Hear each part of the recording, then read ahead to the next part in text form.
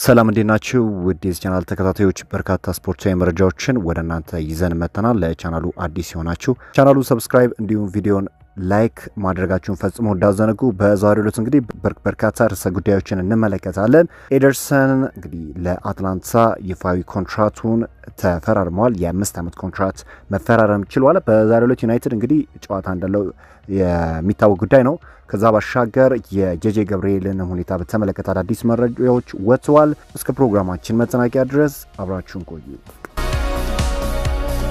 ወደ ማንቸስተር ዩናይትድ የሚያደርገው ዝውውር የተቋረጠው ኤደርሰን በአትላንታ እስከ 2031 የሚያቆየውን የ5 ዓመት ኮንትራት መፈረሙ ተገልጿል። እንደ ሪፖርቶች ገለጻ ከሆነ ዩናይትድ የእሱን ዝውውር ጉዳይ መልሶ ያጤንበታል ቢሉም ይህ ከእውነታ የራቀ መሆኑ ተገልጿል። አትላንታ በኤደርሰን ላይ ትልቅ እምነት ያላቸው ሲሆን ወደ ዩናይትድ የሚያደርገውም ዝውውር ከሳምንታት በፊት ቢቋረጥም አዲስ ኮንትራት በመስጠት እምነታቸውን አሳይተዋል ተብሏል። እና ኤደርሰን እንግዲህ ወደ ማንቸስተር ዩናይትድ የሚያደርገው ዝውውር ኦልሞስት ከስምምነት እንደተደረሰ በስፋት ኢቨን ፋብሪዚዮ ሮማኖ አረጋግጦት ነበር። ነገር ግን በጣም ዲፕ የሆነ የሕክምና ምርመራ ነው ያደረጉት የማንቸስተር ዩናይትድ የበላይ ኃላፊዎችና በመጨረሻም እንግዲህ ተጫዋቹ ያለበት የጤና ስጋት ማንቸስተር ዩናይትዶች ተጫዋቹን እንዳያስፈርሙ አድርጓቸዋልና በመጨረሻም እንግዲህ ለቀድሞ ክለቡ አዲስ ኮንትራት መፈረሙ ተገልጿል።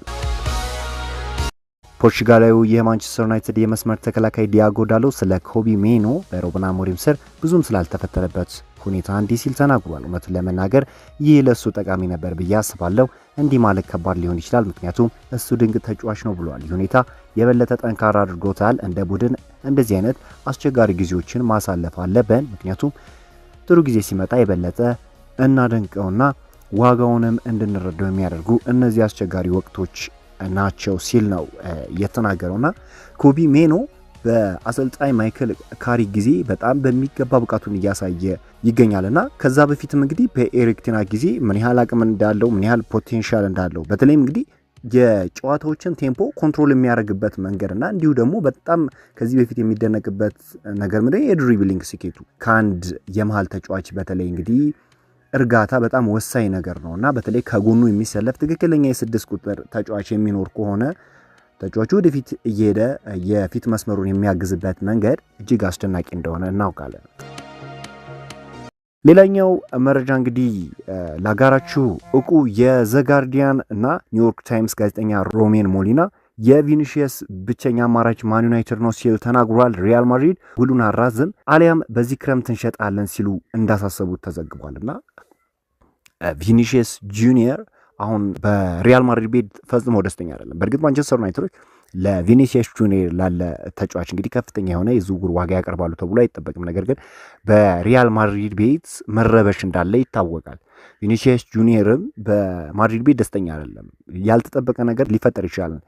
ምክንያቱም ዩናይትድ እንግዲህ ዓለም ላይ ካሉ በጣም ግዙፍ ከሚባሉ ክለቦች ውስጥ በግንባር ቀደምነት የሚጠቀስ ክለብ እንደሆነ ይታወቃልና ምናልባት ሊፈጠር የሚችልበት እውነት እንዳለ ይህ ጋዜጠኛ ሊያሳውቅ ሞክረዋል። ወጣቱ የማንቸስተር ዩናይትድ ኮከብ ጄጄ ገብርኤል በዛሬው ጨዋታ እንደማይሳተፍ ተገልጿል። ተጫዋቹ በዚህ ሳምንት ልምምድ የጀመረ ሲሆን በቀጣይ ከሮዘንበርግ ጋር በሚኖረው ጨዋታ እንደሚሳተፍም ተገልጿል። ጄጄ ገብርኤል ወደ ዋናው ቡድን ያደገ ሲሆን በዋናው ቡድንም የመጀመሪያ ጨዋታውን በቀጣዩ ጨዋታ እንደሚያደርግ ተገልጿልና ይህ እንግሊዛዊ ተጫዋች በጣም ድንቅ የሚባል ክህሎትን እያሳየ ይገኛልና ወደፊት ከሚደምቁ ተጫዋቾች የዚህን ተጫዋች ፕሮፋይል ከዚህ በፊት ነበር ታስታውሱ እንደሆነ ቀረብኩላችሁ። በጣም ድንቅ የሚባል ኳሊቲ ያለው በሚገባ ጎሎችን የሚያስቆጥር ከዛ ባሻገር ያለው ታለንት እንግዲህ ወደፊት ከሚደምቁ ኮከቦች ውስጥ በዋነኝነት የሚቀመጥ እንደሆነ ሁላችንም እናውቃለንና ለዩናይትድ ትክክለኛው ተስፋ ነው ማለት ይቻላል። እንግሊዛዊ ተጫዋች ዩናይትዶች እንግዲህ በማኖ ኮኔ ዝውውር ዙሪያ በተለይም እንግዲህ በትናንትናው ዕለት ፋብሪዚዮ ሮማኖ ሪዮ ፈርናንደን ዋቢ አድርጎ እንደገለጸው ከሆነ ይህ ፈረንሳዊ ተጫዋች ወደ ማንቸስተር ዩናይትድ የሚያመራበት እድል በጣም ከፍተኛ እንደሆነና ዩናይትዶች ከመጋረጃ በስተጀርባ የዚህን ተጫዋች ዝውውር እየጨረሱ እንደሆነ ነው እየተገለጸ የሚገኘው።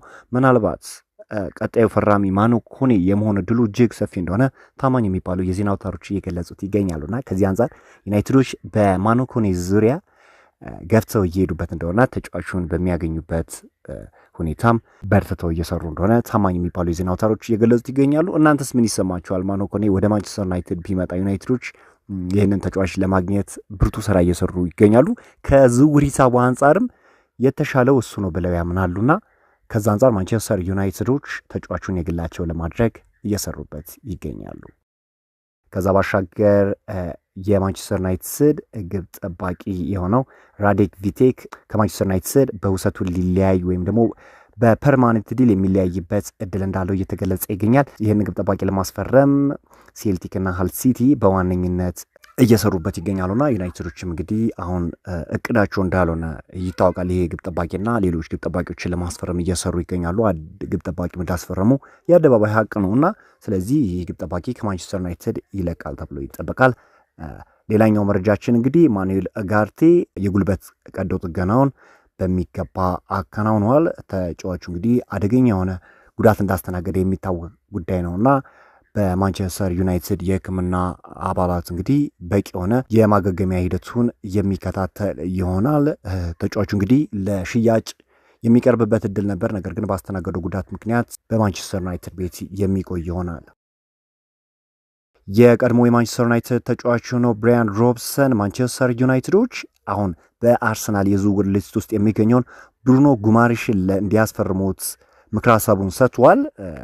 በርካታ የመገናኛ ብዙሃኖች እየገለጹት እንደሆነ እንግዲህ ተጫዋቹ ወደ አርሰናል የሚያመራበት እድል እጅግ ሰፊ እንደሆነ የሚታወቅ ጉዳይ ነው። ታዲያ ይህ ሰው ማንቸስተር ዩናይትዶች ይህንን ድንቅ የሆነ የመሃል ክፍል ተጫዋች ቢያስፈርሙት ለማንቸስተር ዩናይትድ አዋጭ የሆነ ዝውውር ይሆናል ሲል ምክረ ሀሳቡን ሰጥቷል። ብሩኖ ጉማሬሽ 28 ዓመቱ እንደሆነ ይታወቃል።